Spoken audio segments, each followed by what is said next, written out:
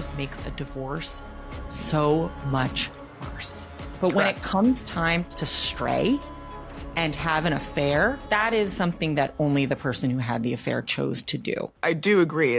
You don't slip and fall in and accidentally have an affair. So if it takes two, then it means that because I was pregnant and because I was incapacitated post-delivery and trying to recover and heal, that was my contribution to my husband stepping out and getting his needs met somewhere else, right? Yeah, that's not. I mean, I agree with you. That's not the case. Right. I agree. It's more nuanced. You're absolutely right. You had no part in him and no fault and no blame in him doing what he did. We have, hedonistic adaptation, which is we adapt to what is new. We get the Lamborghini and we're like, it's so much fun. But then we're like, but it's not a new Lamborghini anymore. And so it almost doesn't matter how good you have it. Sometimes we adapt to that. We just naturally do. So you could be in a wonderful, loving relationship, and many people I work with are, and yet there is a new gaze that meets you over the conference table, and they linger just a little bit long. The information shared in this podcast is intended for entertainment purposes only. It should not be considered as professional legal advice or a substitute for seeking professional legal advice. I'm Michele Locke, and this is Love, Lust, Law. Infidelity can turn your world upside down, and today's guest, Lauren LaRusso, understands the reality both personally and professionally. As a psychotherapist specializing in extramarital affairs, she's helped countless individuals and couples navigate betrayal, rebuild clarity, and find a path forward. Blending lived experience with clinical expertise, Lauren offers compassionate, judgment-free guidance for anyone trying to heal, grow, and decide what comes next after an affair.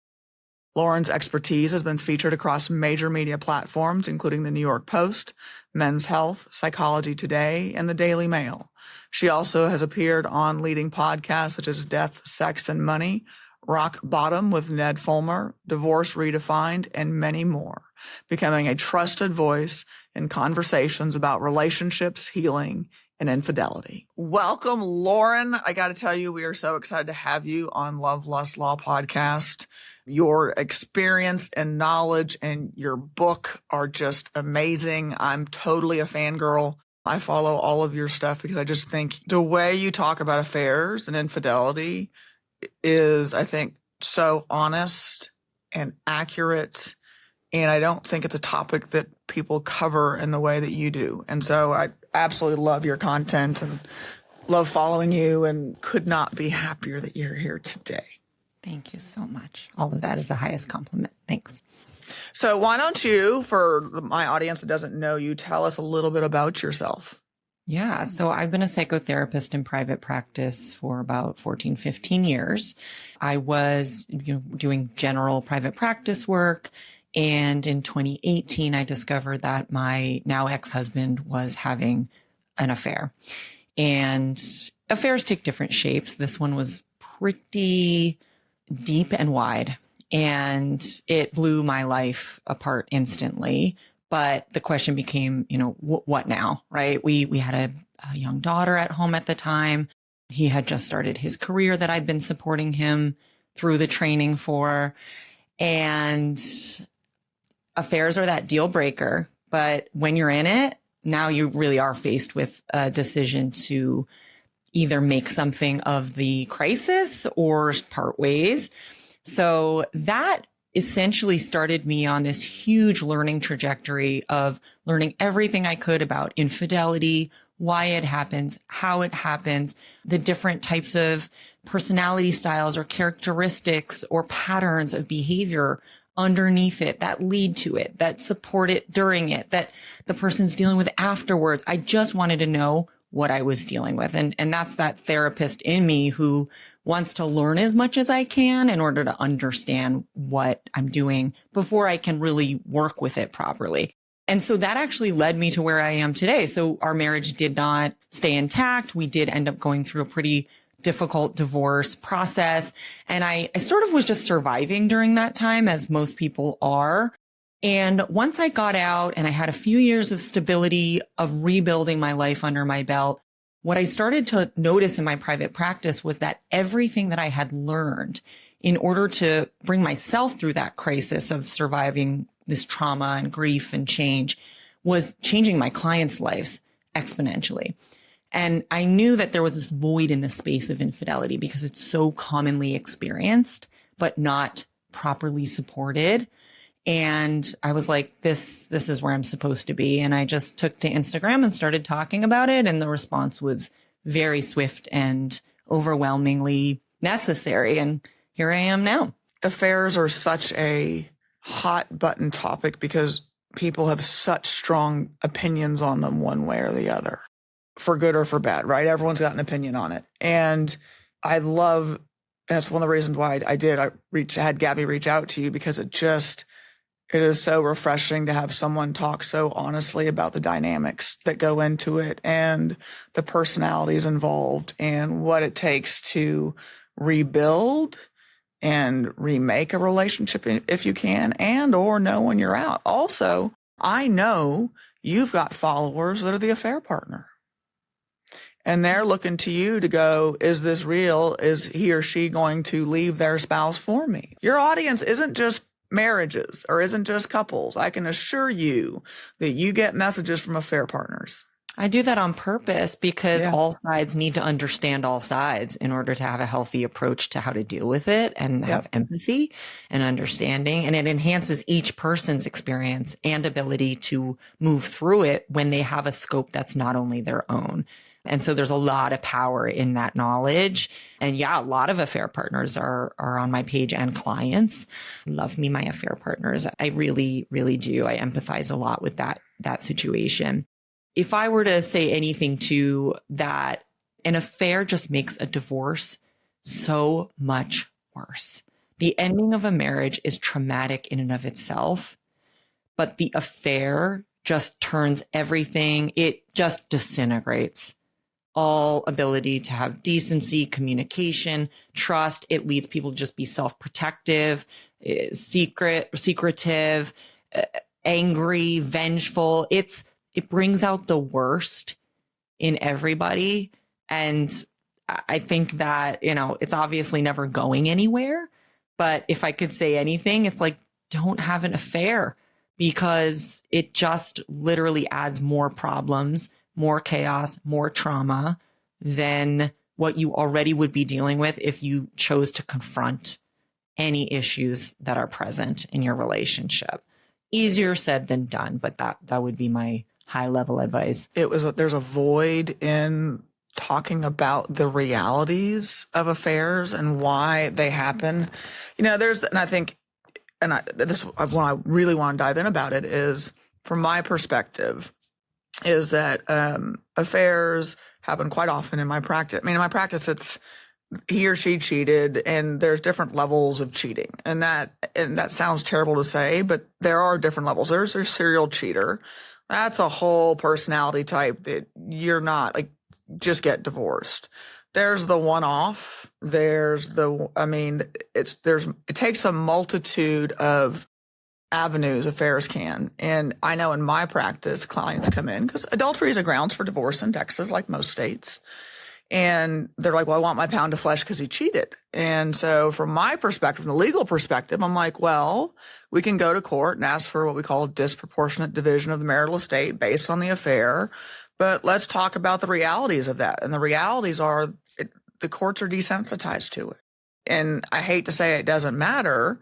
It matters some, and the level of cheating matters a lot to the court, right? But as a general rule, I don't deal with the emotional fallout from it like you do. And you deal with putting their lives back together.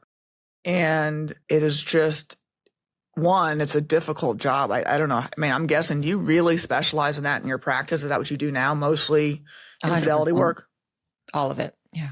Okay. So have you lost? Because I used to be a domestic violence judge. And so all I handled were cases involving he hit me, he kicked me, he punched me, he choked me, he stalked me, he harassed me. Just the ugly of the ugly. Do you think, for example, one of the reasons why I stopped doing it, being a full-time domestic violence judge, was because you become desensitized to some of what you're hearing, because you're hearing it each and every day, and the cases are ugly and awful, and you deal with it each and every day. Do you find it changing your perspective, like everyone cheats, or it's a subsect of the population? Like, how has just specializing in it changed your perception on it, or has it? It doesn't. As a therapist, we're trained to literally just meet clients where they are and take the approach of helping them through their unique situation. And we have a multitude of tools and resources and knowledge bases to help tailor our approach to whatever that client's going through. So I would say, it doesn't make me jaded. It doesn't make me desensitized. And it actually makes me hopeful because I see people who are extraordinarily resilient. I see people who are oftentimes good people who are doing things that are extremely out of character for them. And the percentage of people who are really, really like, run. There's a darkness in there that isn't going anywhere. It's a smaller percentage than I think people would imagine when it comes to infidelity. Because our culture has the idea that if you cheat, something's wrong with you and you have a personality disorder or some deep character flaw. And the truth is that can be the case, but oftentimes it's about a lot of other things that it's my job to help those people unpack and do something productive with.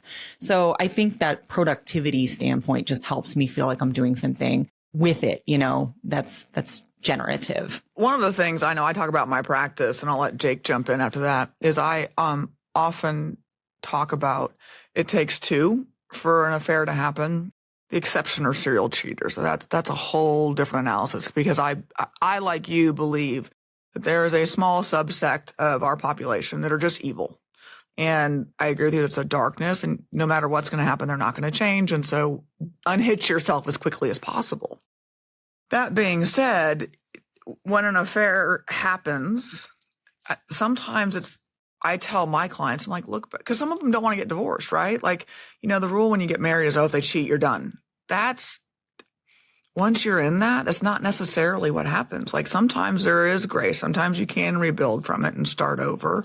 How often do you find in your practice that they are able to rebuild their relationship post infidelity versus they go their separate ways? It's really challenging. And both people have to want that outcome. And so there's a multitude of factors that determine that, but really both people have to be open and willing to the process. And when there's been an affair, it makes that exponentially harder because one person has had an extremely divergent experience of their own in which, they've perhaps informed themselves of aspects of the relationship they aren't happy with, or they've experienced something they can never unknow now that maybe isn't even really that reality based.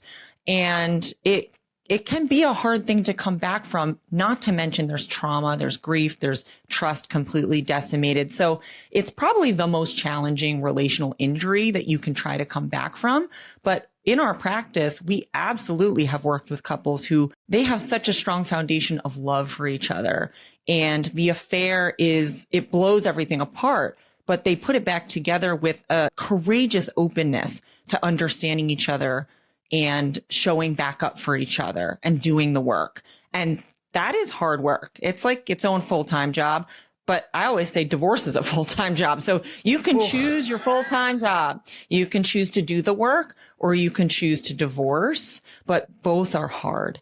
And honestly, it's very individual, but both people have to want to stay together for that to be something that strengthens the couple. And honestly, they have to be willing to individually strengthen themselves in order to create a stronger relationship as well. Yeah, because they have to look at themselves and figure out what I did wrong, and they have to own it. And accountability, or the ability to take accountability, I think is a dying art in our culture. Well, it's the most important part of this. And you said it takes two, and I don't agree with that, I have to say. I think that that's a really difficult thing that shames betrayed spouses. And I'm not saying that you're shaming anybody, but it's an idea that's thrown around in the culture that is sometimes true in terms of contribution to the marital experience. But when it comes time to stray and have an affair, that is something that only the person who had the affair chose to do. Oh, And I agree. They didn't. I think they didn't it's just trip important and to fall be in. nuanced about that because, so let's take my experience, for example. I was pregnant and I was giving birth to my daughter, and then I was postpartum. So I was recovering, right? And that's an extremely difficult experience for a woman to go through. So if it takes two, then it means that because I was pregnant and because I was incapacitated post delivery and trying to recover and heal, that was my contribution to my husband stepping out and getting his needs met somewhere else. Right. Yeah. That's not, I mean, I agree with you that that's not the case. Right. I agree. It's more nuanced. You're absolutely right. You had no part in him and no fault and no blame in him doing what he did. A lot of times people are just being people, and it goes both ways. So it takes two. And sometimes the person who doesn't have the affair is equally as unmet, unsupported, unhappy in the marriage. They just didn't choose to cope with it or deal with their feelings by stepping out of the relationship. So I think it's really important to say, over here, we've got the affair, and we're going to unpack the affair for what it is. And over here, we've got the relationship, and there are intersecting parts to it. But the only person who's responsible for the affair itself is the person who had it. And the people who are responsible for the relationship are both people who are in it. And we're going to really look at both of those separately. And then we're going to see where there's any contributing vulnerabilities. If there are some, right, past the point of just being human, right, giving birth, having, ups and downs of mood and stress at work and travel, and, like life is hard. It leaves us vulnerable at a baseline. And then we add all of these other things about how your marriage should be always wonderful, always, passionate and fabulous. And we're celebrating each other and we're each other's best friend. And in moments when we fall down on that, which is just real, it's like, well, this obviously is wrong. Well, no, you just got to hang in there through the hard times. And obviously, again, this is not for all cases. Some cases are really, there's a personality issue at play. There's a pattern of behavior that's not changing or going anywhere. And that is certainly a different situation. But for most of the couples I see, there's some kind of, crisis that happened in one person that led them to an opportunity that they took to step out of the relationship. And if the betrayed spouse had known just an ounce of that vulnerability, they would have done something about it. Because once they learn about it, when they discover the affair, they double down and they want to do whatever they can to save the relationship. So why can't we front load that process and go to the mat for our marriages before? Absolutely. I mean, and I guess when I say it takes two, and I think you are absolutely right in the analysis. The affair is apart and separate, and then there's the marriage relationship. I think that's probably a better way that I think I'll probably start talking about it from this point forward, because I do agree you don't slip and fall in and accidentally have an affair. I mean, that's an intentional act that you do to stray from whatever vows that you had, right? But then there is the relationship problem. And I agree with you. Like, one of the things that I find, at least in my practice, is there's an absolute breakdown in the communication between the spouses. Needs aren't being met, and not needs aren't being met. I mean, there's some people feel lonely, ignored, not respected, not valued. And so they seek, sometimes, I don't know that's necessarily intentionally they're seeking it elsewhere, but it ends up seeking it elsewhere. But they seek that validation that they're missing at home elsewhere. And I think it happens to both genders. I mean, because it's not just men that cheat. So, Jake, this is not going to be a man bashing session. I think women cheat as well. And are you seeing in your practice, is it more women cheating, more men cheating? Is it about 50-50? Kind of where is it on the percentage breakdown? I'm actually curious about that. Yeah, percentages are really hard, but I would say in general, men and women are really coming close to each other in those numbers. That's what I figured. Yeah. Yeah. Women are more empowered. They have more options. They have more availability. They have more that they want for themselves. There's more autonomy and more, opportunity. And so absolutely, it's coming up equal. Yeah. I figured as much because just in my practice, it's probably evenly split on who cheats between the genders. I think part of that's a cultural shift. I mean, we've gone from nothing but stay-at-home moms over the, way back when to now we have, like you and I, working independent women that can come and go kind of as we please and can take a girls' weekend somewhere if we want and don't have to get the permission from our husband to go do it.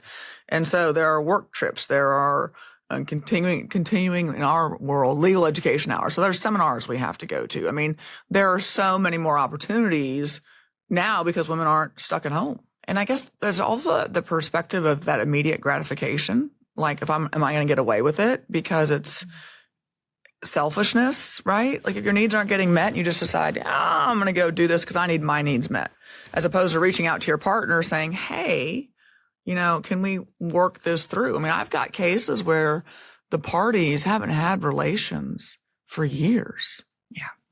And I don't know how in those particular cases, one party can be surprised that the other party strayed if you haven't had relations.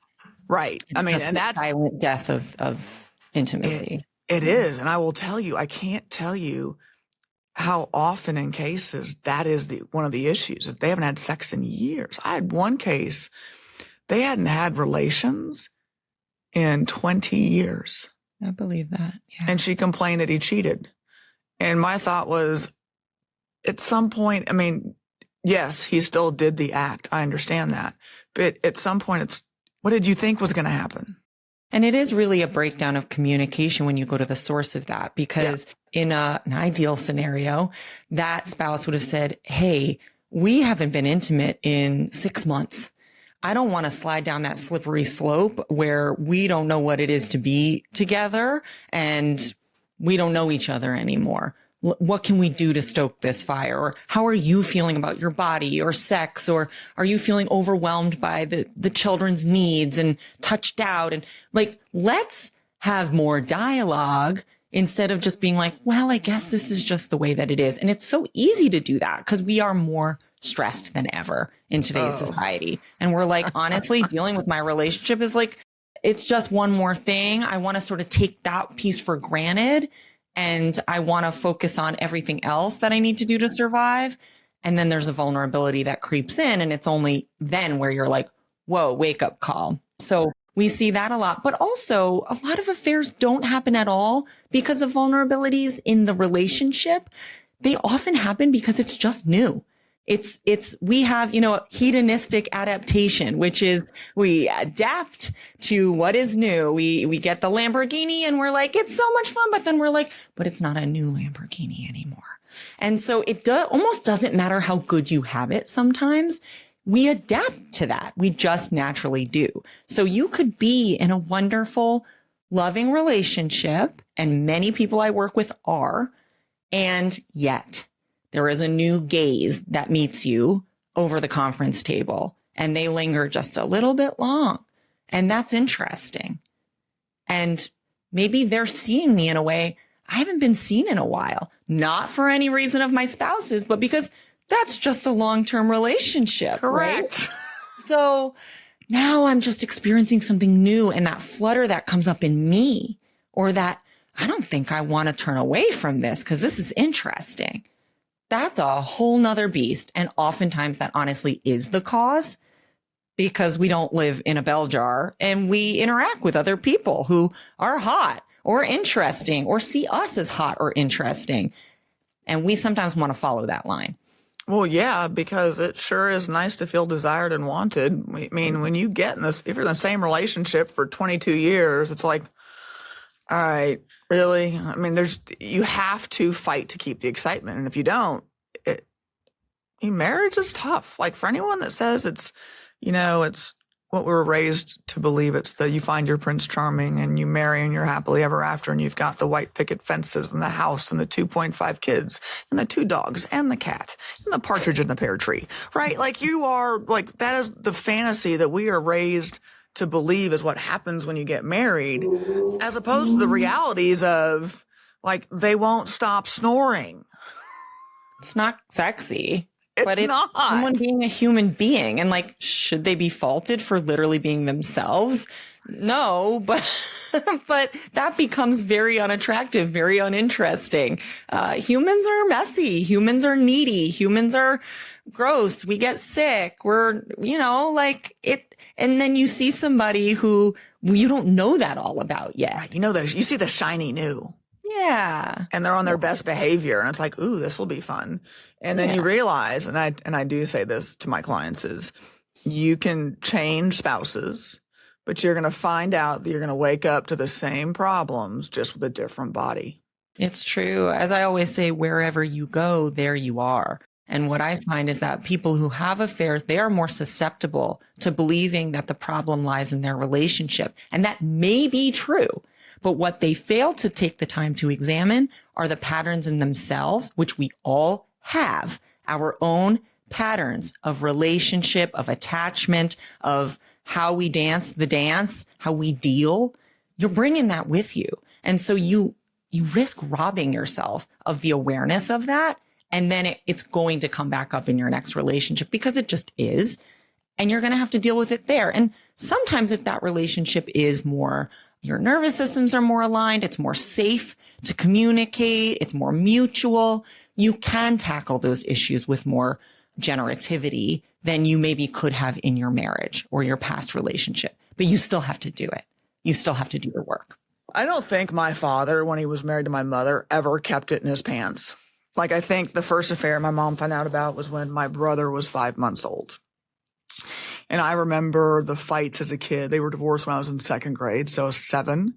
And my mom was begging my dad not to leave because whatever girl he was sleeping with was in a car outside our house to come pick him up. I mean, there is that level of cheating that you just can't do anything about. And that is clearly a personality disorder.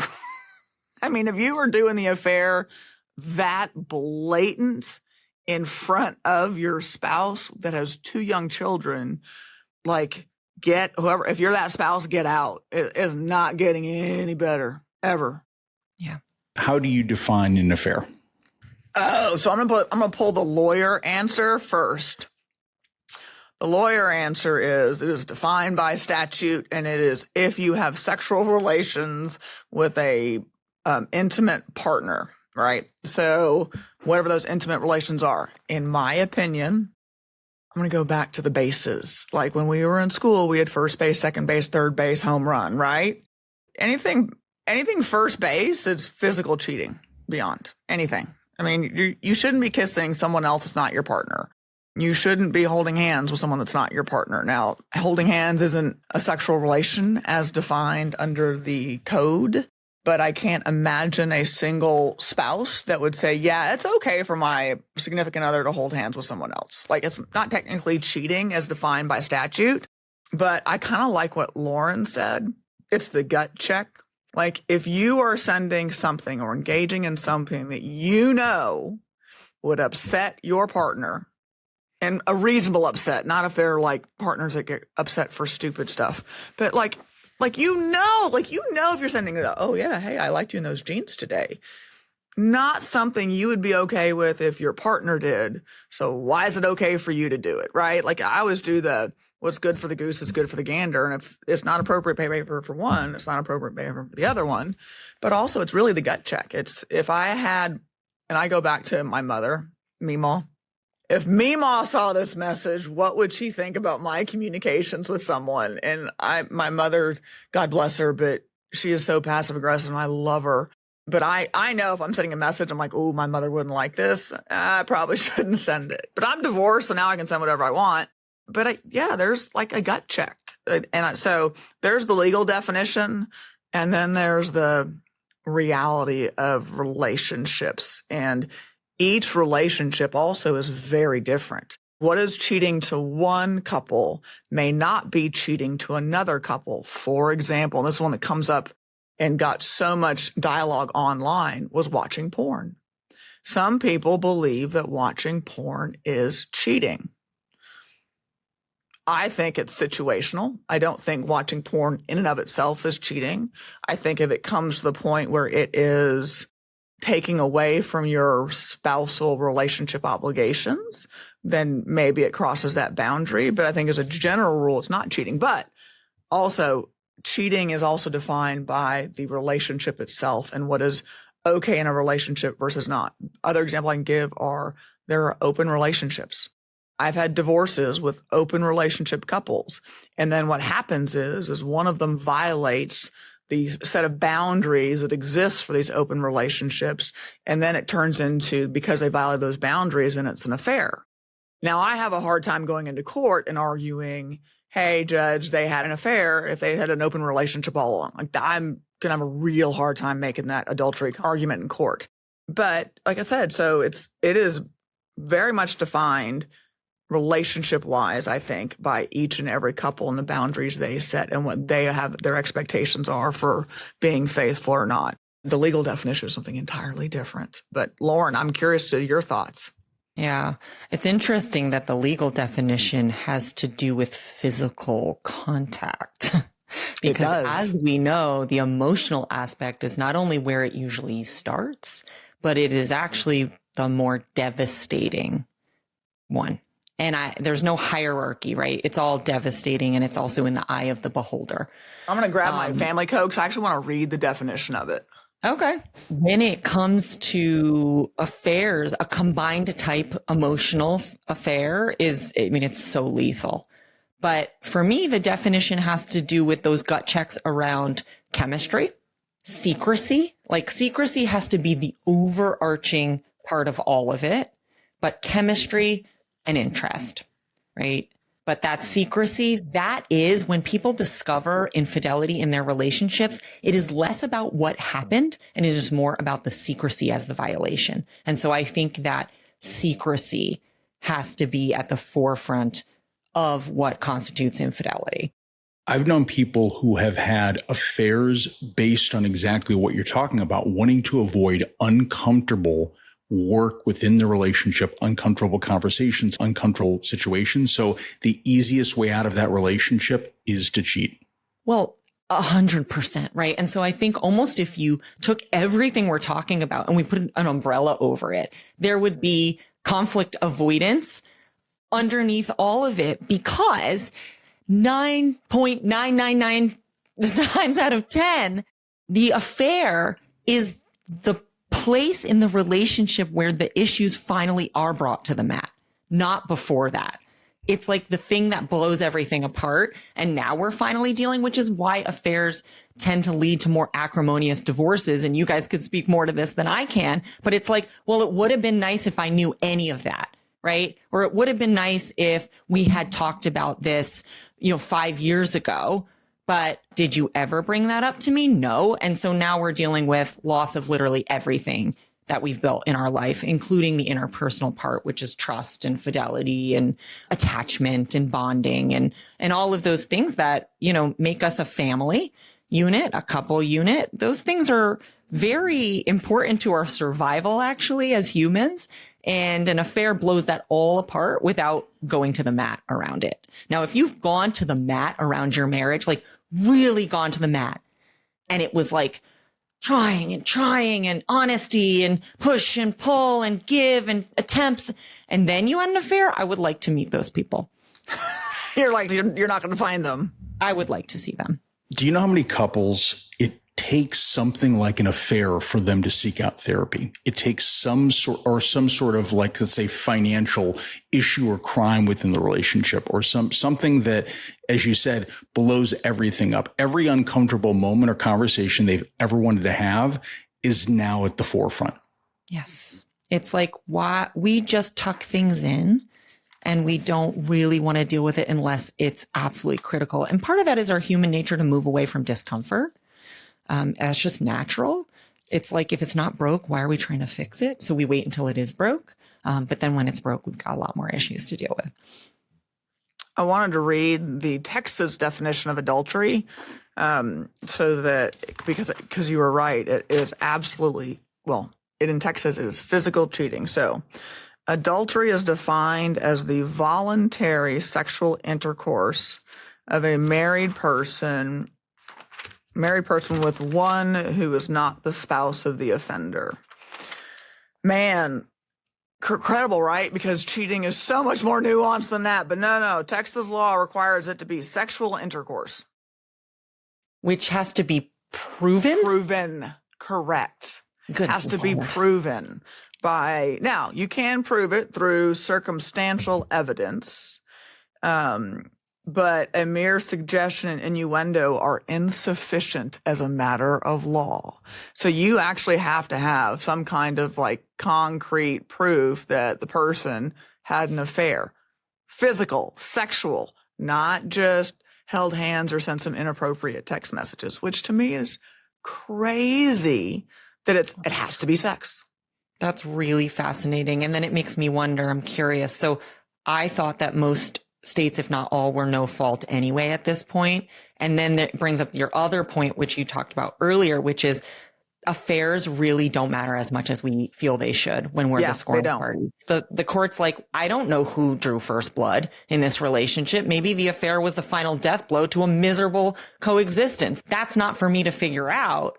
So we're just going to divide things up and whatever, and so it's sort of like the affair tends to be this whole distraction, this whole like World War III situation. But when it comes to the law and getting a divorce, I mean, I think you could just divorce your spouse. And I'm pretty sure, at least also in my experience, the affair just doesn't end up mattering.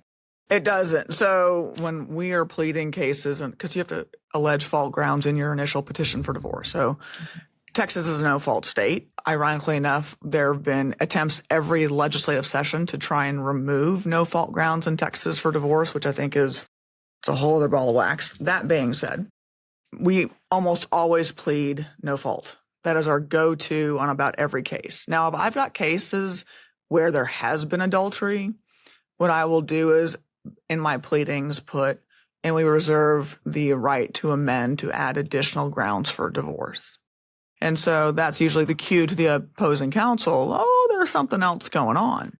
Sometimes, instead of it being an adultery case, we make it a cruelty case, because if the behavior of the affair, and this is where we get to the emotional affairs and the cheating that doesn't qualify as sexual intercourse, that's when cruelty can come in, because if the behavior is such that it was really cruel to the other spouse, then the court can find fault grounds on that. And the fault grounds matter to some extent to the property distribution. If court finds fault, court can say in Texas, one spouse gets more property than the other spouse because of the fault.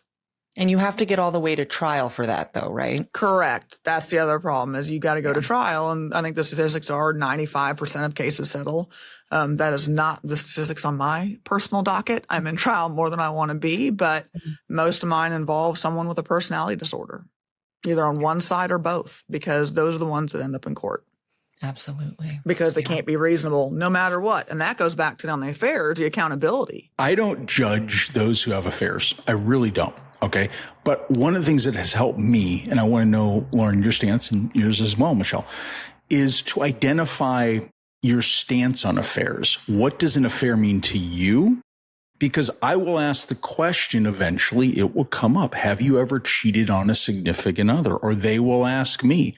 Usually they ask me, to be fair. Women want to know if I've cheated. What I find, though, is that because I have this certain hardline stance, then I'll get maybe sometimes a murky response. Well, we are both kind of going our separate ways. You kind of sense the gray water and the little bit of the murkiness, but I don't judge that.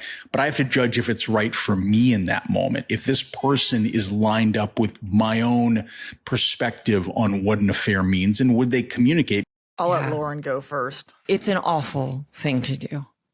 It's a traumatizing choice. But nobody does it thinking about their spouse. They do it thinking about themselves.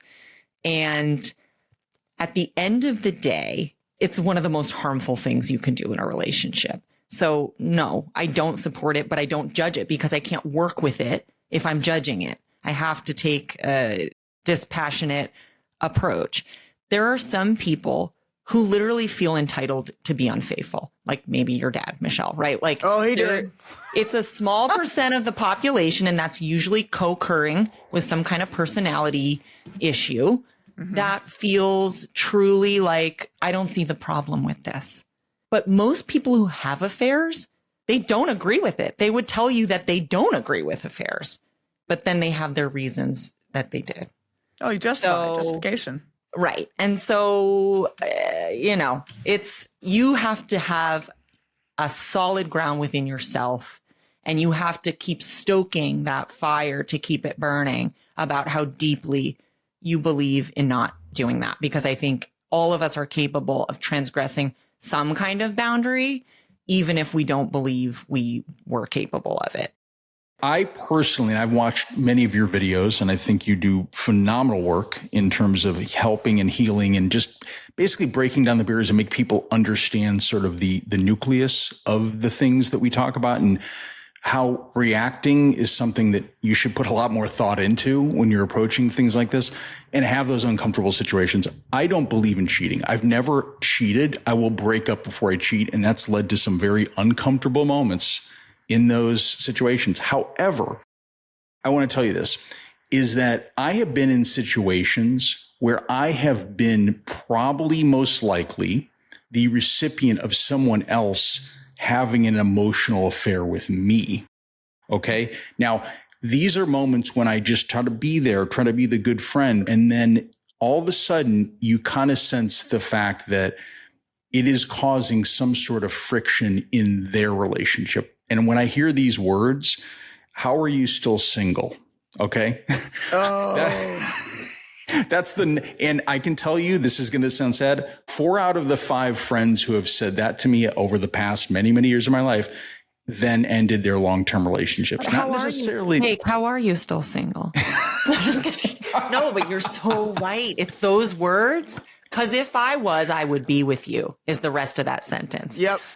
Yes. And usually what'll happen is they'll try to set me up with somebody. So I tend to be that safe, trusted voice. Those words and those things, I want to know more about what you find, Lauren, to look out for. If you are that person and all of a sudden, because I don't ever want to be a homewrecker. I don't ever want to be somebody who is forcing somebody to make a decision. And I hate to say this, but there have been people who have forced it to the wall when it comes to not having uncomfortable conversations with their spouse or their significant other, but wanting to spend more time with me. And you know what you just talked about, that little spark in the eye, when I see that in reverse and I see it's somebody in a supposedly committed relationship, it concerns me.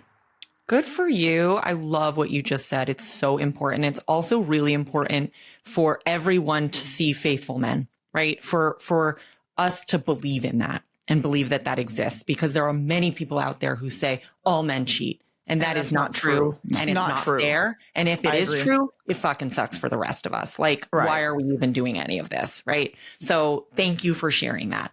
I love the way you shifted that to what happens when you're on the receiving end of this. You need to turn that person back to their relationship and send them towards counseling. So, and again, and again, and again, right? So you can be supportive, but it sounds like you need to have some serious conversations with your spouse about how you're feeling, and let me know how that goes, right? If you want to, right? Or not, because it's none of my fucking business, right? Excuse me. Can I curse on this? No, I love it. Finally, I got the F word. That's all we do. Yeah. So when I met my current partner, we've been together for a few years now. He was married. And I was single and I was divorced, and I could see in 5 seconds that he was unhappily married. And I was like, not me, not you. This is not happening. And we became friendly. The first thing I did was say, does your wife know how you feel? And if she doesn't, that's for you to go let her know and go into counseling. So what did he do? He started having conversations at home. He got themselves into couples counseling and individual counseling, and they started going to the mat on their relationship, which is what should have been happening the whole entire time, right? And I said, I don't want to know anything about it. It's none of my business. I know that if you are sharing that with me, it's not for me to know. Your marriage is not my business. It is la, la, la, la, la, la, la, la, la. Don't want to hear it, right? I've been the betrayed spouse. Don't. And they went through the process and they ended up getting divorced because they could not meet each other's needs. That is like what should happen. That's a beautiful case study. And we know how rare that is. Okay. Because you're going to find people that are, both, let's say, for lack of a better term, thirsty, both seeking some sort of connection. And I hate to say it like this, but a lot of people, when they see people in a stable relationship, they envy that. They want that. And they're like, well, if that person can be stable with that person, maybe it'll just lightly transfer over to what we're dealing with right now. And this is the problem that I have with cheating, is that you're bringing in that baggage and that instability into a next relationship. That relationship, to me, the odds that someone is going to then trust you because you just got out of an affair is literally going to be decimated. That's my own personal opinion, because I see this too often where people use the same parameters for someone who's having an affair, thinking they're going to then stabilize their home and be on solid ground. That's my personal belief, but I see a problem with that. We work with affair couples every single day, and the affair itself is the origin of so many problems. It causes more problems than it solves, obviously, but it creates brand new ones that never would have been there before, not only for the married couple, but also for the affair couple who hopes to be together afterwards. It is not recommended. It's just not recommended, which is part of why I was like, nope, you're going to go, whoop, whoop, you're going to go over there. You take the risk. However, you took a risk. All right. You took a risk. You held up your own end of the integrity, and I commend you for that. But you also sent somebody back in that you did have a connection with, right? Mm-hmm. So you have to be strong enough to do that. And there's not a lot of people, for lack of a better term, who are going to throw the fish back in the water. But that's entirely true, right? So I had done my work. I had gone through the trauma of a divorce. My mantra was, I am not going backwards for anybody or anything. I would rather be alone than be with the wrong person or in the wrong situation, right? That was my mantra. So I was in this really healthy, really stable place, and I'm a betrayed spouse, and I'm a clinician in this area. So it's almost like I always joke the universe put him in my path because he's a really good person, and he could have easily gone down the wrong road if I hadn't been the person he ran into who knew high level how dangerous this really is if you make the wrong choices at this phase, and how important it is to put first things first. You cannot begin another relationship until you deal with and your spouse knows there's a real crisis and their marriage is in jeopardy. Because when we invert that and we start a new relationship, you still then have to go let your spouse know that the marriage is in crisis. And that's when all hell breaks loose. And sometimes that spouse goes to the mat for the relationship, and it confuses things even more. And now you've got two relationships that you're trying to maintain. You still have to end this one. You're trying to keep this person on the hook because you don't want to lose them. It is not advisable. It really isn't. You save yourself so much trauma, so much confusion. And it's interesting because my Instagram presence, I have gotten so many messages from people who say, thank you, because I was like on the slippery slope towards an affair. And because I saw you talk so candidly about what happens in them, I pivoted and I went home and I started having conversations I'd been avoiding with my spouse. Or I stopped what I was doing and I realized what I was about to get into. And I'm like, that's everything. That's incredible. What do you tell the affair couple when they come see you afterwards? I mean, because there are those that they have affairs and they end up together. They try to make it work. I mean, what do you do in that type of scenario? And it runs the gamut. I think that it depends. If there's a lot of damage in the affair relationship that needs to be addressed, both people need to assess their relationship to honesty. Both people need to be doing their own work, and they really need to be committed to co-creating something together that is not a version of what they previously had or the version of themselves they brought into their previous relationship. And that's a commitment, but that's really the road forward. You are now beginning a new relationship. The affair was one relationship. Now you have another one in the light of day. And how are we going to build this? Right. And not everyone can do it. But some people can't. For some people, it really is like a pure love connection, a nervous system recognition, and they really do go on to forge a life together. That is a relationship that they could not have achieved with the original spouse that they were with. And then other people thought that they were trading in their past partner for, a new one without problems, and they're not equipped to do the work, and they're not equipped to go to the mat when things get hard, and they just bring themselves back into it. And then when things don't look or feel as good, they're like, wasn't this supposed to be better? Where's the return, receipt for this? Well, yeah, because one of the draws on affairs is your ability to put reality aside and live in this fantasy of it's great because you don't have to deal with the real world responsibilities. You don't have to deal with getting the kids to school on time. You don't have to deal with what happens when one kid wakes up thrown up at 3 a.m., right? Or you don't have to deal with the chronic surgeries that your spouse may be having. I mean, it's an escape. It's an escape from reality for a short period of time. And then some think, and I think it's the people that are on not the married side, but the one that's the affair partner, they think, oh, it's going to be great. And the reality is it's until you're actually in the reality of a relationship that's not behind closed doors, you don't know if you're compatible or not because you're compatible in a fantasy. Yeah. You don't really know each other. It takes a lifetime and you still don't know your spouse, right? Like we don't even know ourselves. We're spending a lifetime getting to know ourselves. We think we can know another person. That takes time. It takes work. It takes a commitment to honesty and constant honesty and the ability to have tolerance for discomfort. And yeah, well, that's not most of the population. No. I mean, it's just not. Are you able to identify like red flags for people that saying, hey, these are behaviors or patterns of behavior that can lead to affairs? Like, do you see those warning flags and what are they that you see? Yeah, I think it's a few broad things can be the low hanging fruit, but there's opportunity, the relationship to honesty and transparency, and communication within the couple. So the way I would say that is people are more vulnerable when they have more opportunities. So when you're in a job that does shift work or that travels a lot, not only is there perhaps more loneliness, but sometimes there are environments that can turn a blind eye in a little bit of a way that is supportive of just knowing that that might happen in that space. I've even worked with people whose workplaces almost encourage that kind of, there's a conference and everyone's got a hotel room. And so these are opportunistic, situational contributing factors, but you have to stay aware of your opportunity, right? So if I am married and I'm sitting at a bar on a Friday night and I do that every Friday because my husband's not home yet, I have to know that that's putting me in a vulnerable position and I am responsible for my guard being up.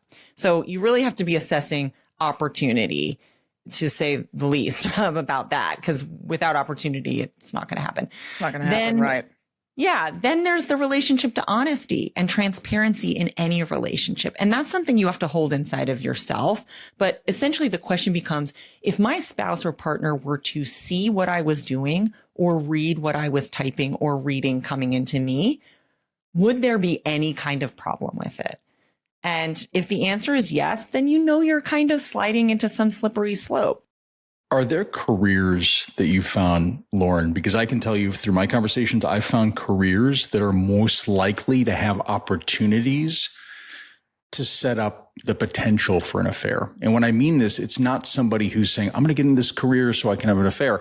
It's that you have long hours. You have the inability to communicate. You have exciting or traumatic events. I have 3 sectors. People come to me, but I would love to hear your perspective and then I'll share what I have. Yeah, I'm dying to hear this because I have my thoughts on this as well. Yeah. And it comes with a giant asterisk because obviously all of us know people in these career paths who are extraordinarily faithful people. And so I really hesitate on that, but it's sort of like what we were talking about before. Anything with trauma, shift work, a combination of trauma and shift work and or large amounts of travel. And so we see consultants, CEOs, we see firefighters, police officers, and physicians, nurses. There's long hours at the hospital.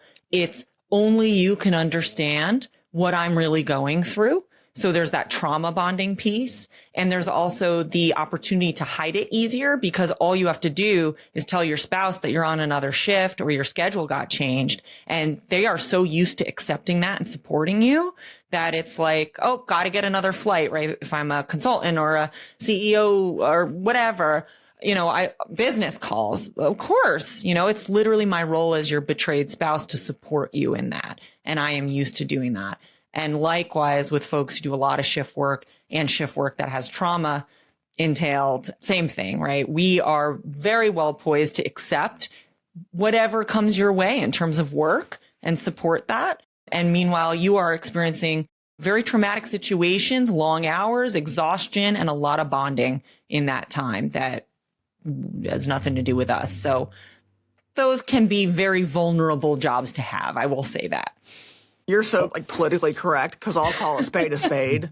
Law enforcement are some of the biggest cheaters that I find. And that's not to say, like you said, that there are good in every profession. There are bad in every profession. Yeah. But I find law enforcement in particular has very high rates of adultery. Well, let's talk about ego as well. And that's why oftentimes folks in the medical, folks in high up in business, folks who are in law. And again, I really want to be cautious, but the intersection of personal ego and the effect that you have on a business, on civilization, on other people, on society can really creep in to your sense of entitlement and your willingness to take an opportunity. So I think it's not, we have to be cautious about saying it's this person, that career, or that. It's also little underlying factors that contribute to shifts in what a person is open to. To flip the tables on us, everyone on this session right now is in a career or in a, let's say, has certain boundaries or has certain capabilities to conduct an affair. And I'll tell you why. Through your coaching business, you travel, right? You consult with clients, everything else like that. I, working in entertainment, there's a lot of opportunities for different events, different shows, what you call a showmance, right? In terms of you have this high intensity moment where you bond together. There's the thrill of getting something done, everything else. And Michele, you as a lawyer, you talk about billable hours. You talk about all these things. I'm working on a case. I'm working late. So I wanted to throw that out there because you'll find professions. Ultimately, these are the three professions that I'm talking about right now, because Lauren, I'm going to put you sort of adjacent to the medical field in a way, in terms of helping, in terms of healing, in terms of that sort of aspect.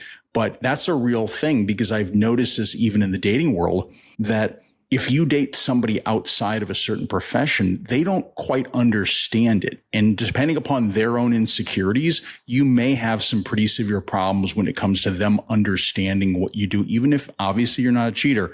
But these are things that I would love to know how you navigate through when people are dating, not the 9 to 5, but somebody who is, basically 24/7 could be on call. Yeah. It comes down to, we are responsible for ourselves. And so above all, there is no guarantee that someone's ever going to be faithful, whether they're in the same career, different career, shift work, no shift work. It is up to us as individuals to be our own measure of whether we are creeping our own boundaries or creeping towards something or having an interest. I'll use this as an example. My husband had been having his affair for quite some time already, and I was feeling very much like a single parent at home. I didn't know why I felt that way. I felt very neglected, very alone. And yet I believed it was for his career, so I continued to support it. And, essentially, I was truly lonely in my marriage. We moved to a new town. I ran into a guy who worked at a local store, and his eyes just twinkled, right? And I felt something I hadn't felt in a really long time. And I found myself fantasizing about that guy. And it was my wake-up call to say, whoa, I'm over here, raising our little baby, supporting my husband's career, working 2 jobs at the same time, setting up our life in a new town. I'm lonely in my marriage, and that's why I felt that way. What did I do with that? I turned around, I sat my husband down, and I said, we have a problem. I don't know what it is, but we have a problem. And so instead of following my interest, I noticed it as a crisis moment, and I flipped it into the marriage. And you also have to be very careful about relationships and connections with members of the opposite sex. Now, I do believe that men and women can be friends. One of my deepest friendships is a 25-year friendship with a man, right? Whose wife I helped pick out the wedding dress. And, he's been my closest friend since day one of high school, right? Now, You just have to know where you stand in that. And oftentimes when it's like a new friendship, right? This isn't something that's stood the test of time and no one's ever thought of each other that way. It's like brother and sister. But now they're calling you because they're sharing how they feel about their relationship with you. That is like the number one red flag when you are sharing your marital or relational issues with a member of the opposite sex. It's literally saying, I am vulnerable. I am not happy in this relationship. And I am also emotionally investing in you as the holder of that and my confidant instead of my spouse. And that immediately creates another direction. But that's where emotional cheating comes in, because sometimes, in my opinion, and I've talked about this on this as well as on Instagram, is emotional affairs, and I think are sometimes so much more devastating than the actual physical. When it comes to communication with a spouse or significant other, Lauren, do you find that people come into relationships and let's say they have certain possessive qualities? Let's say they have this tendency based on insecurity or maybe some trauma in the past that they have to do things like, I want to see your phone. I want to have access to this. And we know what path this goes down. But the reason I say this is that sometimes people, they get into relationships and they're like, well, my significant other was traumatized, so she likes to read my phone. I have no problem. But then all of a sudden they pull back from that. They realize that they're basically in a position where they're being controlled. And then all of a sudden the other spouse starts to get insecure about that and starts to lead into the path of thinking they're having an affair. Yeah. Well, you use the word control, and that's everything. So much of this is about control. So if you have trust issues and those show up in your new relationship and you're acting out on them, that's all about control, right? I can control what I can see. I can control what I know, but what I don't know, what I don't see can hurt me. And relationships are risk. Relationships are about faith and belief in the other person, but we don't want to be hurt. I mean, it's devastating. And so ultimately, when you don't trust another person, that can also become a self-fulfilling prophecy in which the other person feels so doubted. So like, do you really think that little of me that you have to police me like this? They're like, I've worked with people who honestly, they become unfaithful because they're like, they think I was doing it anyway. So like, why am I being such a upstanding person? And obviously it's not like causal, but it erodes that person's sense of connection in the relationship because trust is the basis of connection. I mean, if you are having your spouse follow your location, you have to submit your phone or tender your phone, I will put, for the spouse to go through it. When you get to that point in a relationship, and an affair may not have happened at that point, right? Like, but you were consistently on, and I'm just gonna be blunt, on your spouse's ass about cheating. Like, where are you going? What are you doing? Who are you with? I need to know your time, location, what you ate, the time you pooped. Like, if you have to like recount back your day, and it's over and over and over again, and then there's never a let up. And I'm talking from my own personal experience. Like, I remember with my ex-husband, I had worked all day because I was a part-time judge for a local city around here. I have a full-time law practice, and I was a mom. And I was in judging that particular day, and we had a full docket, full day. And I came home to pick him up because we're going to go to a concert. We're going to go to a comedy show because I love stand-up comedy. And the entire drive from my house to the venue was a Spanish Inquisition of every minute of my day. And this was not a one-off. And it was at that moment where I realized that this is never going to change, ever. And it was one of the reasons I ended up divorced. I'm like, because, and it wasn't to go cheat or whatever else. That's a whole other discussion on our relationship. But it was never letting up. And that will drive someone to go cheat. And it really will, because you just get so fed up with the Spanish Inquisition. It's like, I'm out, I'm done. Now, what you should do, and was what I ended up doing, was you divorce your spouse. That being said, I'll just never forget that. And I know that what I experienced is not a one-off. And I don't know that it's women in particular that do it, but at least on my cases, that's what I see. It's, I found it on his phone, or I found it on his iWatch, or I found it. I mean, I can't tell you how many screenshots I get of iWatch messages coming through. Or like you get, best example, and Jake, I've talked about this with you. My ex would go through my phone. He'd go through my iPad, all without me knowing, and then he would screenshot pictures as evidence of whatever it was that he thought was going on. He was almost always wrong. But I had a particular female attorney that said, love you, miss you, let me know we can hang out. And I was like, love you, miss you too. Female family law attorney, like that's just normal. And he assumed, because for whatever reason on my iPad, it was just her number, not her name, that was proof of an affair. And I was like, and there was a huge blowout over it that I spent like 3 days trying to prove to him that it's my female friend. This is, look on the contact, just didn't save. I had to go to a condo complex on a Saturday to go show my ex-husband that, in fact, I wasn't visiting someone at the condo complex, because for whatever reason, the clip on my phone kept pinging when I would drive by that apartment complex or condo complex on my way to the office. And so he just assumed that I was sleeping with someone there. And I was like, I've never even been in this complex, but I had to spend a Saturday going to validate what was going on when it was nothing. That's paranoia, right? So there's like a difference between severe paranoia where you're treating someone like a criminal and then they become a criminal or they leave or they just say, I'm out. Not become a criminal, versus needing reassurance, right? And every healthy relationship needs reassurance from time to time, but also they just need reassurance in general. So I think it's really, it's different, right? I've been so deeply betrayed, but I would never go through why am I going through your phone? Why am I believing this about you? Because if I believe this about you, I shouldn't be with you. That's a problem, right? But okay, I had to go home and take care of my daughter and you stayed at the party. Do I believe you would do something? No, I don't. But my past trauma just came up for me because that felt really familiar in my body. And now I just need to hear you say that you were talking to Joe Smith for a while and then you went home and went to bed. Like, I just needed to hear you say that. Right. And thank you for sitting with me through my irrational fear. I know you didn't do anything, but I was having some trauma come up for me.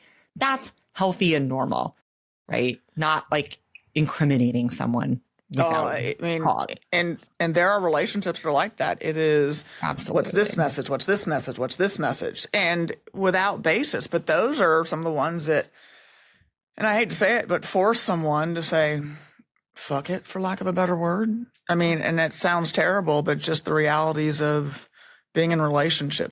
Are there people that you find in your practice that come to you that you're like, I just can't work with this person, or they just don't understand the components of what a healthy relationship is, and I'm just not going to get to them? Oh, yes. I'm happy to report that is a very small segment of the population I work with, which reinforces the idea that not all people having affairs are sociopaths and narcissists. 98% are lovely, good people who got themselves in bad situations, made bad choices, and now need to get themselves out of it, right? 2%. It's that personality issue. It's the narcissist. It's the grandiose, malignant narcissist that I feel it in my bones the first 10 minutes of our conversation. And I know immediately that because there's an inability to consider a perspective that isn't only their own, and that the fragility to this person makes it so that they cannot allow themselves to be penetrable to empathy or insight or self-awareness or self-responsibility, there is no getting anywhere. And it's only a matter of time until I turn into the enemy. And I do my best to ride that line and really try to help. Just coming from a no harm perspective, there's always work that can be done, but I know that I'm on borrowed time, and I know it's only a matter of time before that person will leave because they can't withstand the discomfort of self-awareness and self-responsibility. Jake, anything else? Well, we could talk to Lauren all day, but as I know through billable hours, Michele, this will cost us eventually between both of you. I don't know what the tab would be on this. It's huge. But I can imagine. No, I shouldn't even be here. I feel out of my league as I am.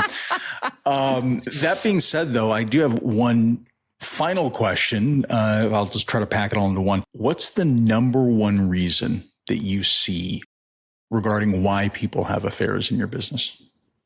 People feel seen and appreciated by somebody new.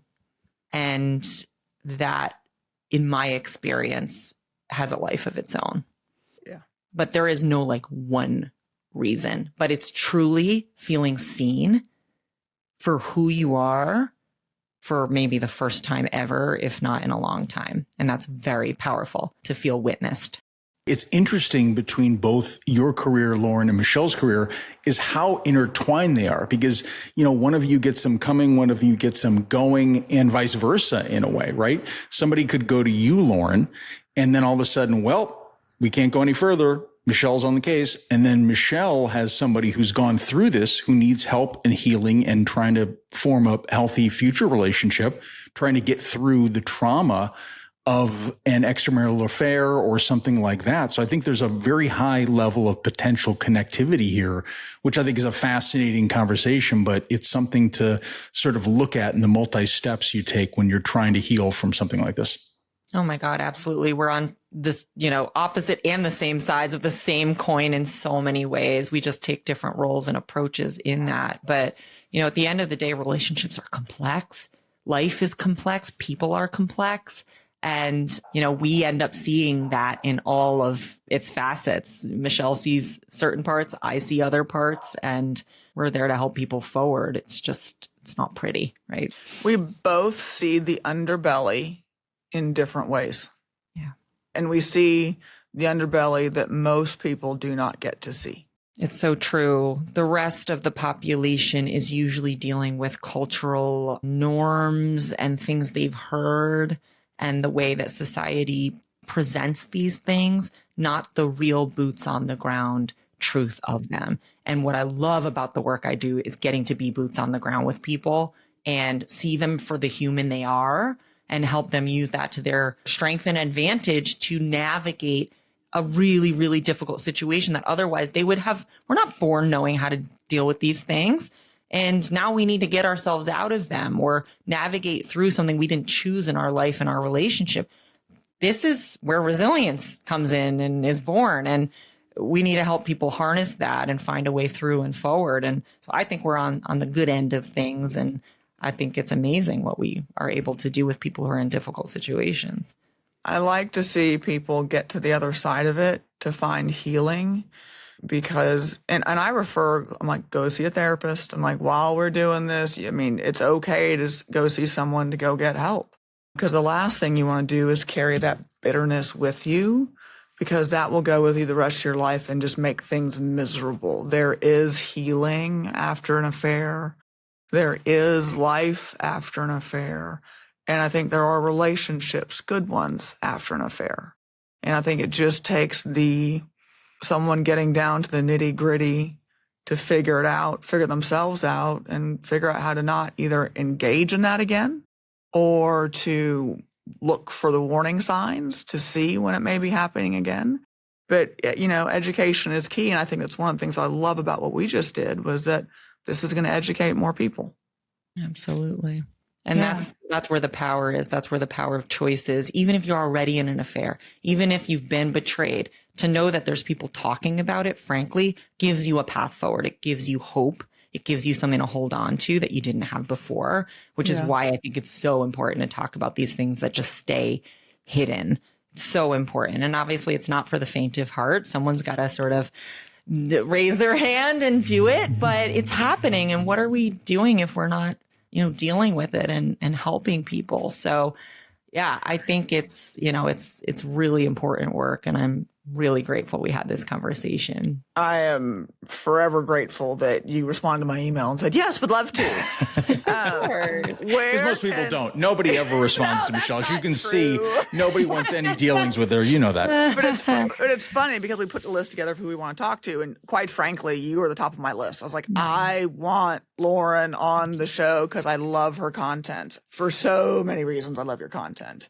But yeah, so thank you again for spending part of your day with us. Where can everyone find you? Yes. So my website's laurenlarusso.com, and on Instagram, I'm at Lauren LaRusso. I also have this book called Beyond Infidelity, which came out in January. And I would say that while it's written for betrayed spouses who are seeking to recover from the crisis and turn into their best, wisest, most evolved self because of what happened, it also is a really important read for anybody on any side of an affair, because it gives that empathy without judgment that is so lacking. So it's like this, Pandora's box of understanding about what really happens when infidelity has entered the chat. And so I would say to anyone listening, pick up that book and you're just going to really expand your understanding. And thank you for having me. Thank you so much for this conversation. It's been enlightening, illuminating, and I'm forever appreciative of the knowledge you have shared today. Anytime. Always happy. Thank you for joining me on today's episode of Love, Lust, Law. If you want to reach out, you can find more about what's going on with me or with Jake. You can reach out and follow me on Instagram at attorney Michele Locke. You can also email me at hello@michelelocke.com. Just remember, Michele is spelled with one L, and you can thank my mother, Margot, for that. Thank you all so much for listening.